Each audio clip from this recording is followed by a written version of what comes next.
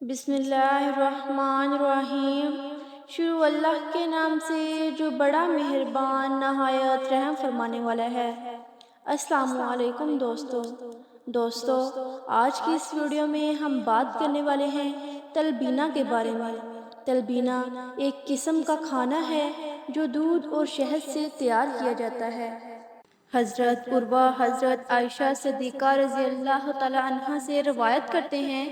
کہ آپ مریض اور کسی مرنے والے کے غم میں مبتلا اشخاص کے لیے تلبینہ تیار کرنے کا حکم دیتی تھیں اور فرماتی تھیں،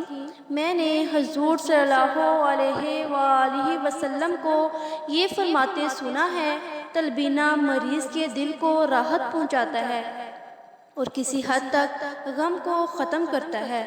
حضرت عروہ حضرت عائشہ صدیقہ رضی اللہ تعالی عنہ سے روایت کرتے ہیں کہ آپ تلبینہ استعمال کرنے کا حکم دیتی تھی اور فرماتی تھی، یہ ایک ایسی ناگوار چیز ہے جو نفع پہنچانے والی ہے۔ حضرت عروہ حضرت عائشہ صدیقہ رضی اللہ تعالی عنہ سے روایت کرتے ہیں کہ جب کسی شخص کو موت آ جاتی ہے اور اس غرض سے عورتیں جمع ہوتی ہیں، پھر اس میت کے گھر کی خاص خواتین کے علاوہ دیگر عورتیں منتشر ہو جاتی تو حضرت عائشہ صدیقہ رضی اللہ تعالی عنہ حکم دیتی اور ایک ہنڈیا میں تلبینہ تیار کیا جاتا،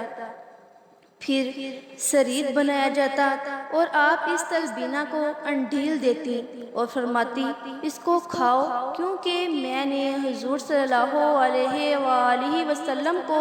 یہ فرماتے سنا ہے، تلبینہ مریض کے دل کو راحت پہنچانے والا ہے اور یہ کسی حد تک غم کو بھی ختم کرتا ہے۔